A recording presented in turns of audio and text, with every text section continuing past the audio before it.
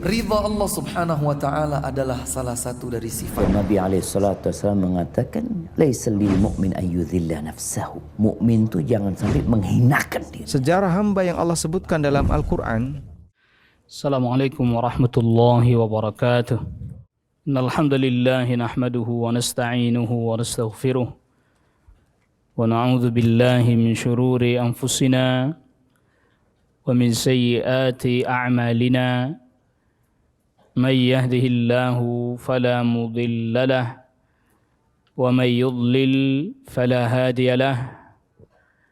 أشهد أن لا إله إلا الله وحده لا شريك له وأشهد أن محمدا عبده ورسوله يا أيها الذين آمنوا اتقوا الله حق تقاته ولا تموتن إلا وأنتم مسلمون يا أيها الناس اتقوا ربكم الذي خلقكم من نفس واحدة وخلق منها زوجها وبث منهما رجالا كثيرا ونساء واتقوا الله الذي تساءلون به والأرحام إن الله كان عليكم رقيبا يا أيها الذين آمنوا اتقوا الله وقولوا قولا سديدا يصلح لكم أعمالكم ويغفر لكم ذنوبكم ومن يطع الله ورسوله فقد فاز فوزا عظيما أما بعد إخوة الإيمان أعزكم الله. Setelah kita di pertemuan lalu menyebutkan bahwa masalah yang pertama yang harus dipelajari yaitu adalah al-ilmu, dan ilmu adalah mengenal Allah, mengenal Nabi sallallahu alaihi wasallam, dan mengenal agama Islam disertai dengan dalil-dalilnya. Maka masalah yang kedua adalah al-amalu bih, mengamalkan ilmu.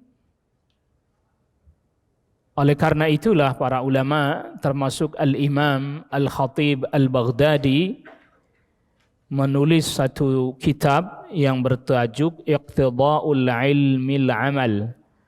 Konsekuensi dari mempelajari ilmu adalah mengamalkannya. Perlu sama-sama kita ketahui bahwa secara umum, kita masih di halaman 15, secara umum ilmu itu dari sisi bagaimana cara mengamalkannya, yang pertama ilmu yang bersifat keyakinan. Ilmu yang bersifat keyakinan atau dia menghasilkan buah keyakinan. Maka ilmu yang seperti ini mendatangkan keyakinan di dalam hati yang kemudian diistilahkan oleh para ulama dalam pembahasan iman itu disebut dengan qaulul qalbi, ucapan hati. Jadi ucapan hati ini sebenarnya adalah keyakinan yang kemudian menghasilkan juga amalan hati, geraknya hati yang berupa cinta, al-mahabbah, kemudian takut, al-khauf, kemudian berharap, war-roja. Jadi misalnya seseorang dia semakin mengenal Allah Subhanahu wa taala dengan sifat-sifat keagungannya, dengan sifat-sifat kemuliaannya, maka hadir di dalam hatinya kecintaan kepada Allah Rabbul Alamin. Jadi dia ilmu yang kemudian kita yakini, lalu kemudian menghasilkan pekerjaan hati, yaitu mahabbah, kecintaan. Dan selalu kita sampaikan bahwa iman itu ada empat komposisinya. Yang pertama keyakinan hati, yang kedua amalan hati. Keyakinan hati disebut ucapan hati, lalu kemudian ucapan lisan, lalu kemudian geraknya anggota badan. 4 ini. Jadi kalau dikatakan mengamalkan ilmu, ada ranahnya yang memang ranahnya al-yaqini, dia keyakinan. Namun bukan berarti tidak menghasilkan perbuatan, perbuatannya perbuatan hati. seperti cinta kepada Allah. Ketika dia mengetahui dengan benar bahwa Allah Subhanahu wa taala Maha Pengampun, bahwa Allah Subhanahu wa taala yang menerima taubat, maka muncul harapan, ar-raja, bergerak hati. Begitu juga ketika dia mengetahui bagaimana beratnya azab, neraka, siksa dan seterusnya, maka muncul dalam hatinya khauf, rasa takut. Nah, geraknya hati ini baik itu bergerak dalam bentuk mahabbah, kecintaan, atau bergerak dalam bentuk berharap, bergerak dalam bentuk takut, menghasilkan orang berucap. Misalnya orang takut akan neraka, maka dia mohon perlindungan kepada Allah. Allahumma inni a'udzubika minan nar misalnya. Ya Allah, aku mohon perlindungan kepadamu dari siksa api neraka. Itu berangkat dari al-khauf, rasa takut. Maka ketika seseorang misalnya membaca doa yang sama seperti itu, mohon perlindungan dari azab neraka, yang satu faham betul, mengerti betul detail-detail rinci-rinci tentang neraka, yang satu tidak. Walaupun yang diucapkan sama, maka bobotnya jadi berbeda. Bobotnya jadi berbeda. Ini kita sedang membicarakan mengamalkan ilmu. Bobotnya jadi berbeda. Sama seperti misalnya ketika dia faham betul, ada orang yang faham betul, ada orang yang global saja. Faham betul detail surga itu demikian, kenikmatannya berdasarkan ayat Al-Quran, berdasarkan hadis Nabi yang sahih dan seterusnya. Lalu dia berdoa, Allahumma inni as'alukal jannah. Ini kan ucapan lisan.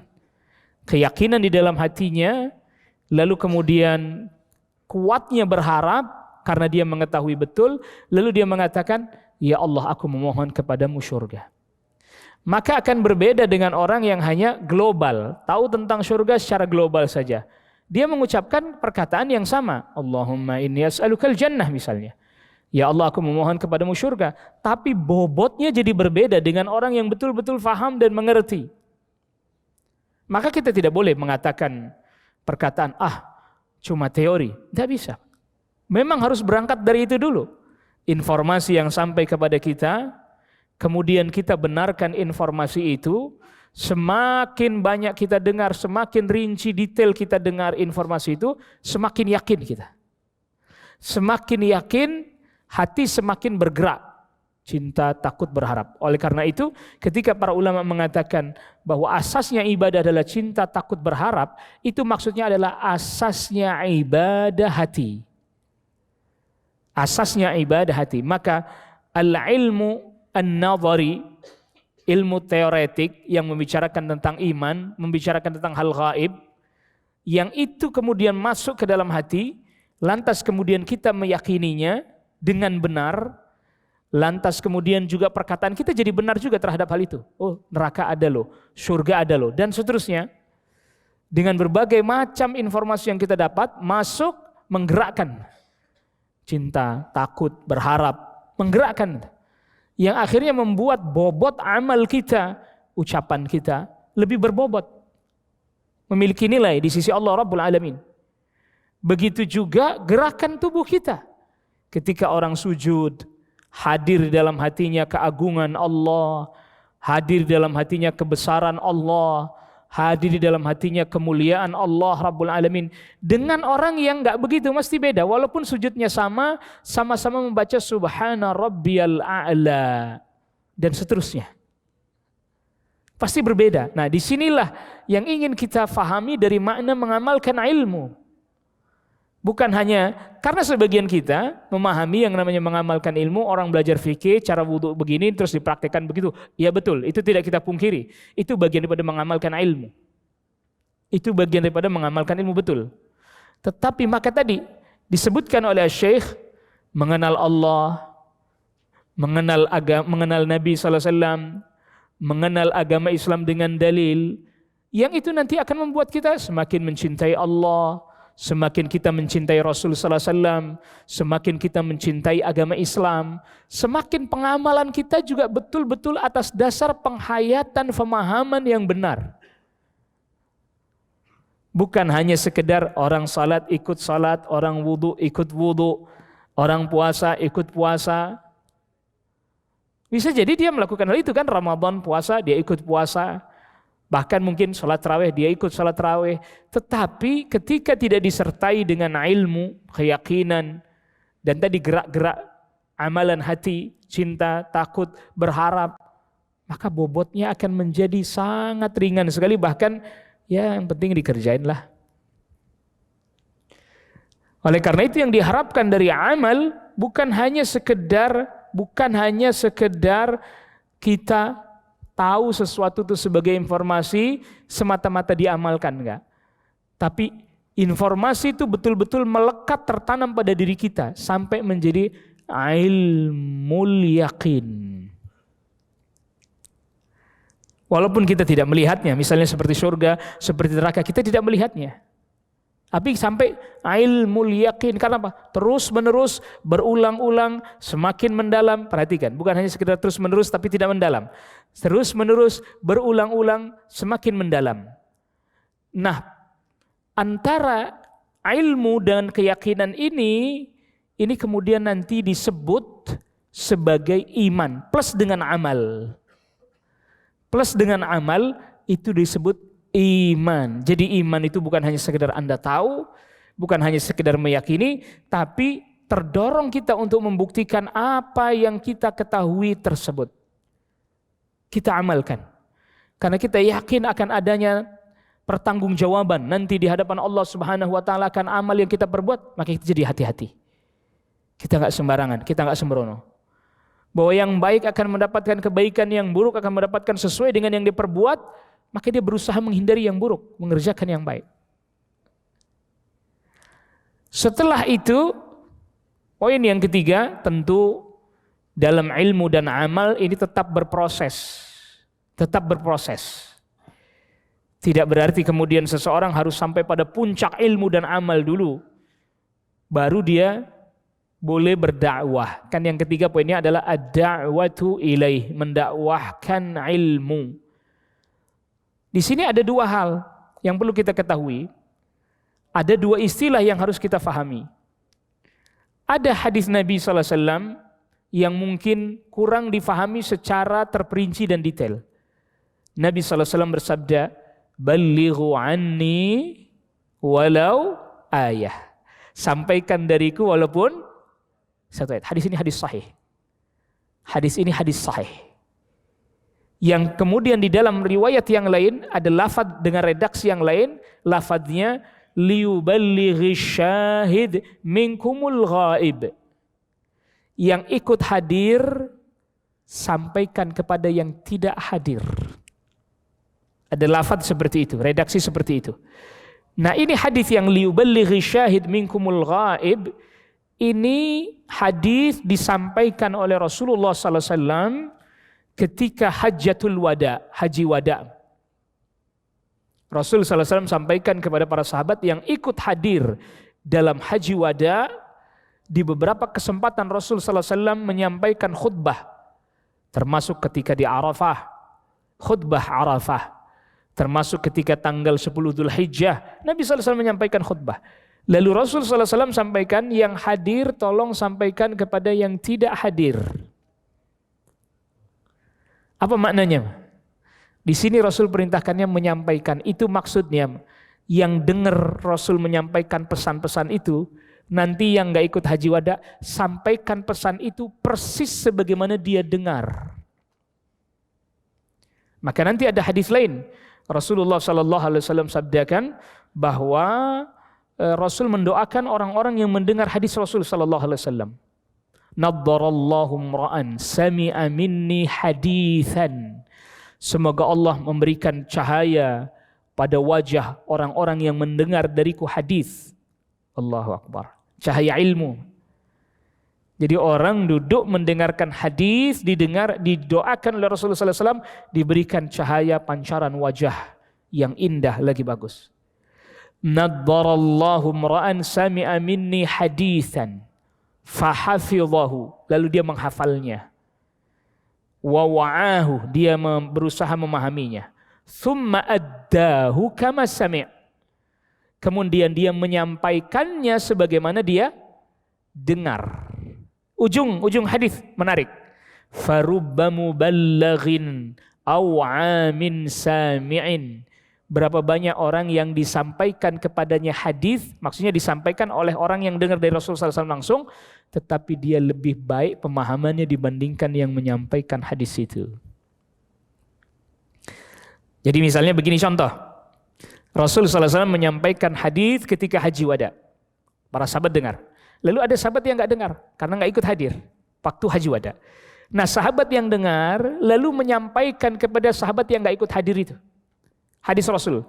Yang disampaikan kepadanya hadis Rasul, dia nggak dengar langsung, bisa jadi lebih paham terhadap hadis itu dibandingkan orang yang dengar langsung. Maka di sini para ulama ahli hadis menyebutkan ada ilmu hadis riwayah, yang dengar langsung namanya dia meriwayatkan. Yang kedua ilmu hadis dirayah, memahami hadis itu. Artinya begini, Pak. Ini tabligh namanya, Pak. Ini istilahnya balighu anni walau ayah tadi. Ada orang dengar hadis dia hafal dia sampaikan. Ada orang dengar ayat dari Rasul dia hafal dia sampaikan.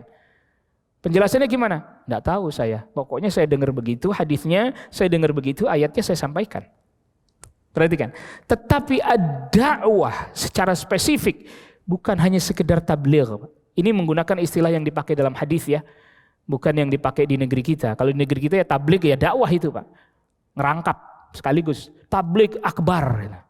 Itu ya dakwah juga. Karena dia kan bukan cuma bacain hadis, Anda nggak akan ngerti kan begitu. Maka dahulu majelis-majelis sama hadis, majelis mendengarkan hadis, terkadang para ulama cuma bacain hadis doang. Haddatsana qala Rasul sallallahu alaihi wasallam, haddatsana udah. Tabligh sudah itu, Pak. Riwayatan namanya itu ilmu hadis, riwayatan, ngeriwayatin hadis. Belum tentu Anda faham. Anda dengar hadis langsung lalu Anda datengin teman. Saya tadi mendengar hadis demikian. Teman Anda bisa jadi lebih paham. Oh, maksudnya hadis itu begini. Dia bisa sarah, dia bisa kasih penjelasan. Nah, maka yang namanya dakwah itu dua sekaligus. Yang ngeriwayatin, yang ngasih penjelasan. Kalau tabligh aslinya cuman meriwayatkan, belum tentu dia paham. Maka ketika Rasul sabdakan balighu anni walau ayah, itu berlaku umum kepada semua sahabat, sampaikan.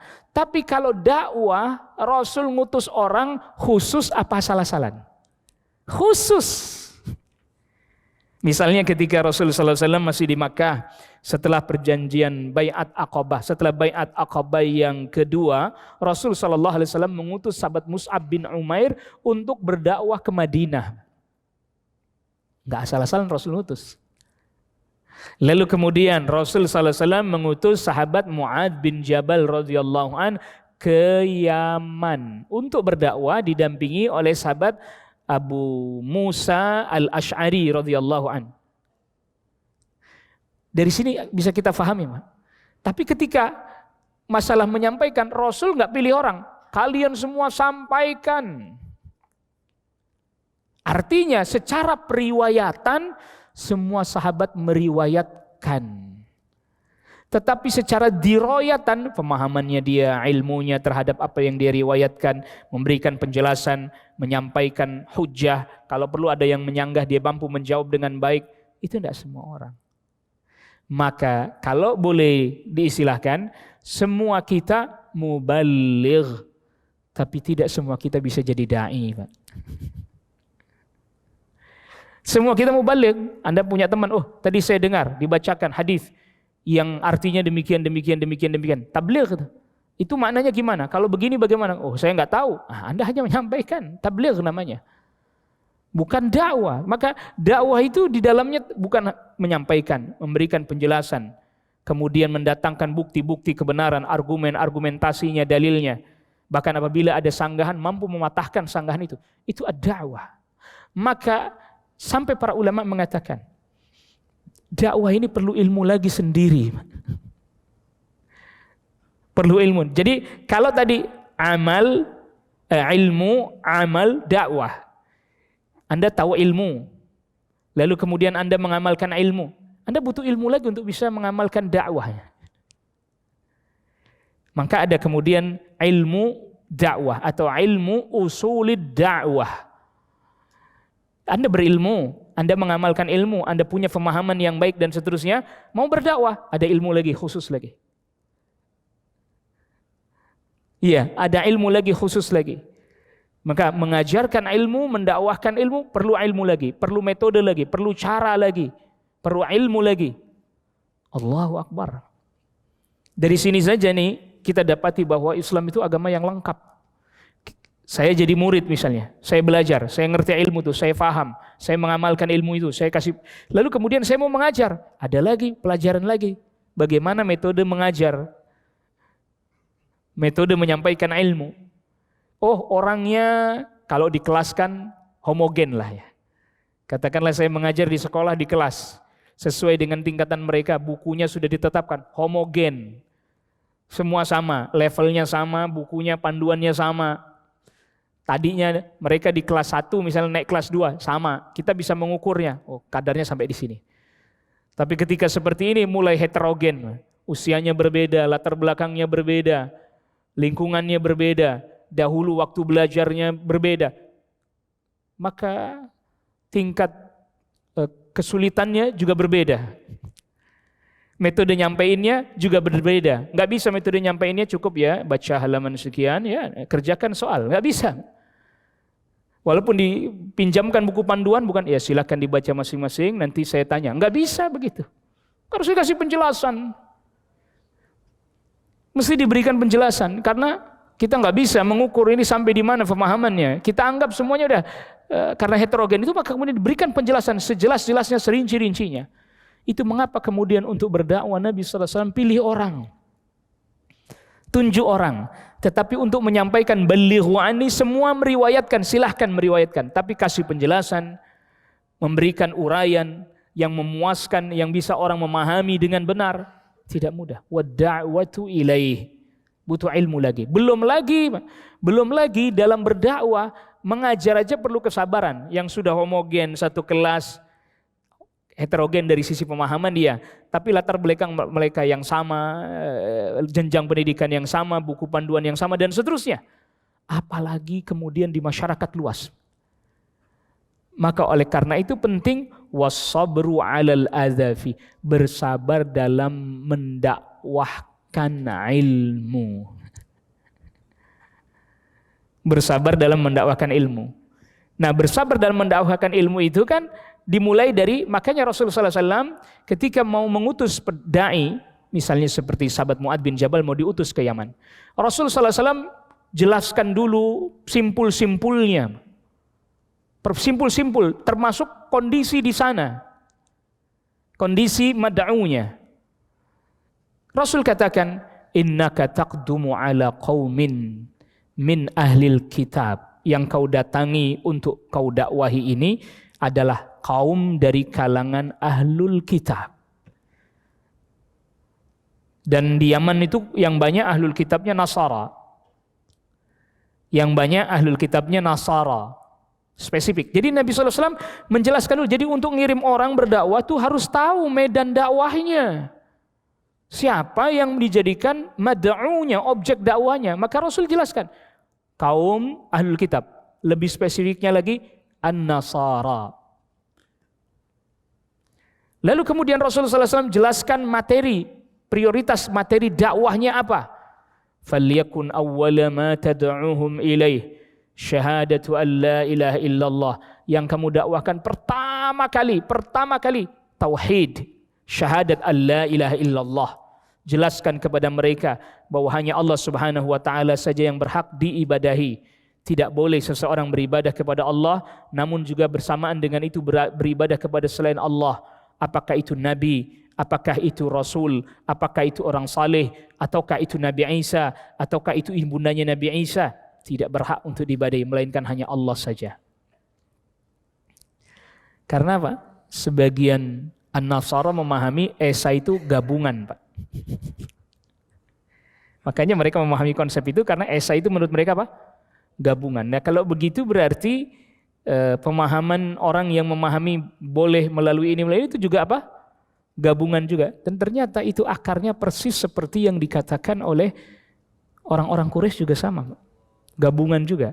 Yang di surat Az-Zumar ayat ketiga, Ma na'buduhum illa liqarribuna ilallahi zulfa. Tujuan kami beribadah kepada Allah juga.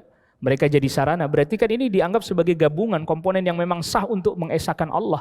Dianggap ini tidak sebagai sebuah eksistensi terpisah, tapi jadi satu. Lalu apa bedanya dengan orang Nasara? Nah itu Rasul perintahkan. Itu jelasin yang itu.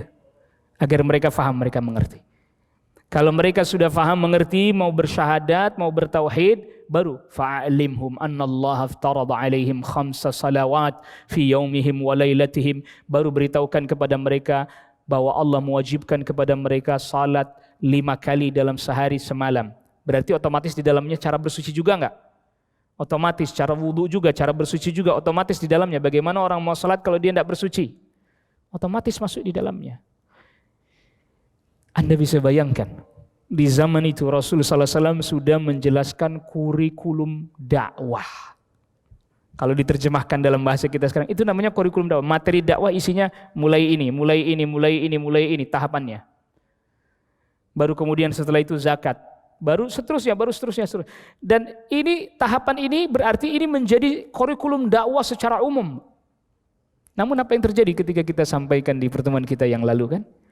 Kurikulum ini tidak ditaati oleh sebagian kita. Makanya kita rukun sholat tahu, rukun puasa ngerti, pembatal puasa tahu, pembatal sholat tahu, pembatal wudhu tahu. Bahkan sebagian kita bisa berdebat dalam masalah ini. Giliran ditanya rukun syahadat, syarat syahadat, pembatal syahadat, emang ada? Kenapa? Karena loncat, kurikulumnya loncat Pak. Kurikulumnya loncat. Sehingga termasuk bab tadi bab kufur. Bahkan sebagian orang ketika dijelaskan pembatal marah Pak. Pembatal keislaman, pembatal syahadat. Dakwah itu mengajak orang masuk Islam, bukan mengeluarkan orang dari apa? Islam. Kalau logika logika kayak itu tadi kita pakai Pak, bahaya Pak. Kenapa? Nanti seorang ustadz ngajar di pesantren, pembatal wudu. Pak Ustadz, dakwah itu ngajak orang wudu, jangan batalin wudu orang, begitu? Kalau logika dia kita pakai gitu loh. Bab pembatal sholat, Pak Ustadz, nggak boleh itu pembatal sholat. Kenapa? Karena dakwah itu ngajak orang sholat, bukan batalin sholat orang. Apa begitu Pak? Kan kita kalau pakai logikanya dia kan jadi begitu. Loh kan kita jelasin pembatalnya Pak, bukan ngeluarin orangnya. Kalau dia kemudian mengerti faham bahwa itu pembatal lalu dia melakukannya, kalau dia udah faham, astagfirullah saya belum tahu mohon ampun. Kan selesai kan? Selesai kan? Sebagaimana orang wudu, batal, ulangin wudunya kan selesai kan? Orang sholat, batal sholatnya, wudu lagi, atau misalnya karena memang batal wudunya juga, wudu lagi, sholat ulangi kan? Begitu juga ada orang melakukan pembatal keislaman, dia belum tahu benar, belum tahu, baru dengar lalu dia, berarti yang saya lakukan kemarin itu pembatal. Bagaimana Pak Ustaz? Saya baca syahadat lagi, taubat. Udah selesai urusan Pak. Selesai urusan. Kenapa orang jadi begitu ngeri sekali ketika pembahasan pembatal keislaman? Maka ini pembahasan pembatal keislaman di sini belum ada, belum. Kita harus ngikutin kurikulumnya dulu tadi. Kurikulumnya tadi kan dipaparkan dulu, dijelaskan dulu konsepnya biar orang paham, mengerti. Jadi ini isinya kurikulum ini. Isinya kurikulumnya. Jadi nanti kalau kita tahapannya, jadi kita berharap hadirin sekalian bersabar. Nah ini wasabru 'alal adzafi, termasuk bersabar atas kesulitan menuntut ilmu. Menuntut ilmu ada sulitnya enggak?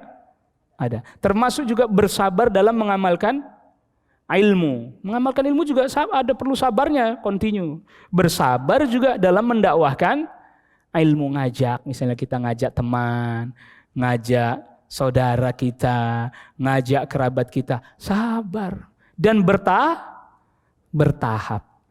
Enggak langsung tiba-tiba pada masalah yang paling rumit, yang paling sulit, yang dia sendiri sulit untuk memahaminya. Mulai dari yang paling penting.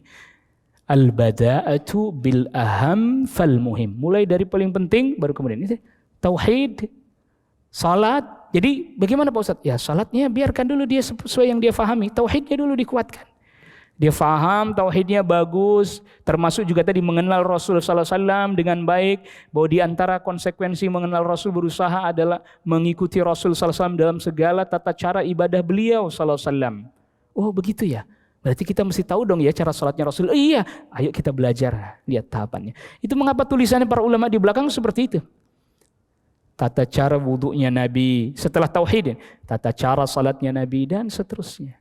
Itu bagian daripada mengenal Nabi sallallahu alaihi wasallam. Dan ingat, belajarnya harus bersabar, mengamalkannya harus bersabar, mendakwahkannya juga penuh dengan kesabaran. Wallahu taala a'la wa a'lam. Wa sallallahu ala nabiyyina Muhammadin wa alihi wa sahbihi wa sallama tasliman katsira. Subhanakallahumma wa bihamdik, asyhadu an la ilaha illa anta astaghfiruka wa atubu ilaik. Wassalamu alaikum warahmatullahi wabarakatuh.